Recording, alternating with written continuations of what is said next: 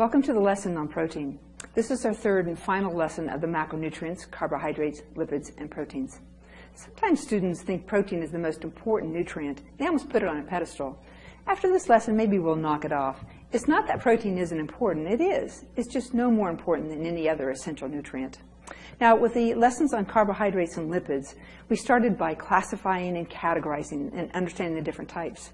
We're going to start proteins a little different. We're going to start proteins by looking and comparing them to starch in carbohydrates. If you recall, the starch in a food like potato, the starch molecules are long chain molecule, and every link in that chain is the same, is glucose. But if you take a food, the protein, in a food like chicken, protein is also long chain molecules, hundreds of basic links together. But the difference between starch and protein is that starch, those links are all identical, glucose, but in protein you have 20 different types of links. Having that many different links of 20 different amino acids to build those proteins allows for amazing variability in the amounts and types of protein. It's estimated that the human body has 50,000 different types of protein in it.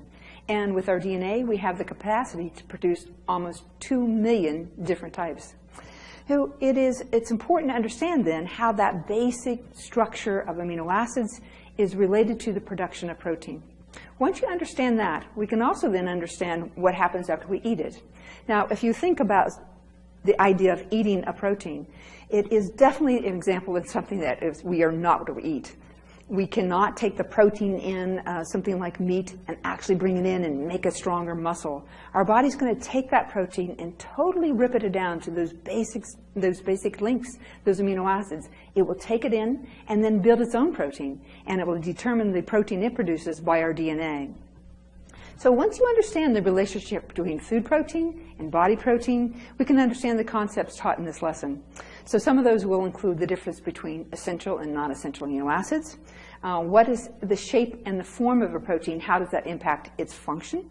We'll look at how much protein do you need, and what happens if you eat too little, and also what happens when you eat more than what you need. We're finally also going to take a look at why some foods are considered high-quality protein and others low-quality. So if we look at something like chicken, chicken is considered a high-quality protein. But if you compare that to something like peanut butter, which has a significant amount of protein, but this is considered low-quality. So we'll look at what's the difference between them. This lesson will look at the basic structure of protein, how it relates to amino acids, and finally the quantity and quality of protein and how they impact our health.